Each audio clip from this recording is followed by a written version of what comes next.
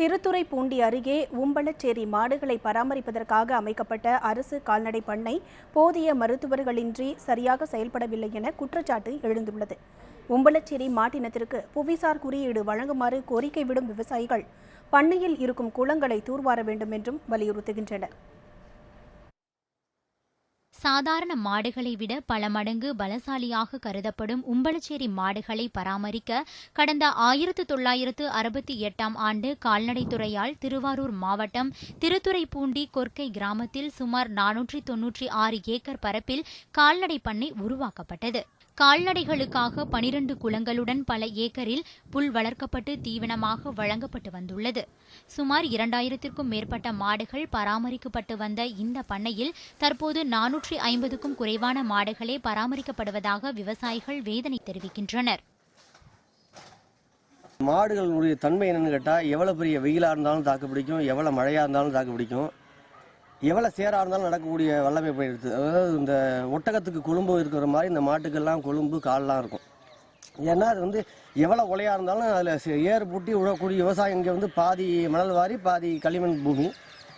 அந்த களிமண் பூமியில் விவசாயம் பண்ணுறதுக்கு ஏதுவாக அந்த மாட்டுக்கு கால்கள்லாம் இருக்குது. ரெண்டாவது அந்த உம்பளச்சேரியின காளைகள் ரொம்ப பார்க்கறதுக்கே பெருமிதமாக இருக்கக்கூடிய வர்க்கம். பண்ணையில் இருக்கும் மாடுகளை பராமரிக்க போதிய மருத்துவர்கள் மற்றும் பணியாளர்கள் இல்லை என விவசாயிகள் தெரிவிக்கின்றனர்.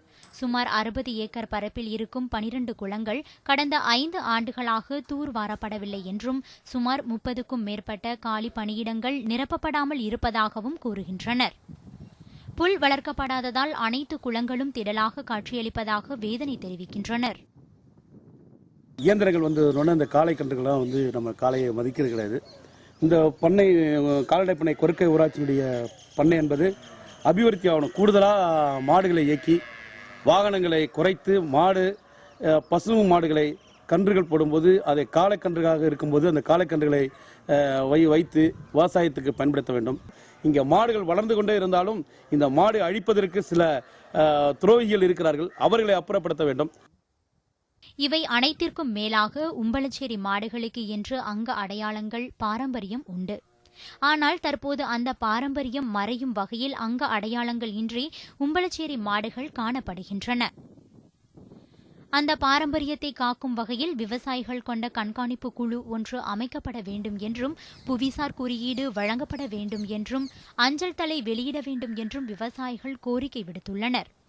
ஏறக்குறைய 2000 மாடுகள் இன்றைய நிலைமைக்கு 450 ஆகிட்டு இன்னும் 250 குறைக்கிற அளவுக்கு அதுக்கான முயற்சிகள் அரசு ஈடுபட்டு இருக்குது. அதை முதல்ல தடுக்கணும். குறிப்பாக இந்த இனத்துக்குன்னு அஞ்சல் தலை வெளியிடணும். இப்போ புவிசார் குறியீடு இதுக்குன்னே இந்த இனத்துக்குன்னு வாங்கணும். அடுத்ததாக இந்த இனத்துக்காக ஒதுக்கப்பட்ட மேய்ச்சல் நிலங்களாக ஆக்கிரமிப்பில் இருக்குது. அந்த ஆக்கிரமிப்புகளை அரசு நடவடிக்கை எடுத்து வெளிக்கொண்டு இந்த மாடுகள் மேய்ப்பதற்கான நடவடிக்கை எடுக்கணும். பண்ணையில் ஆக்கிரமிக்கப்பட்டுள்ள நிலங்களை மீட்க வேண்டும். கால்நடை பண்ணையை சுற்றி வேலி அமைத்து பண்ணையை முறையாக பராமரிக்க வேண்டும் என்றும் விவசாயிகள் கோரிக்கை விடுத்துள்ளனர்.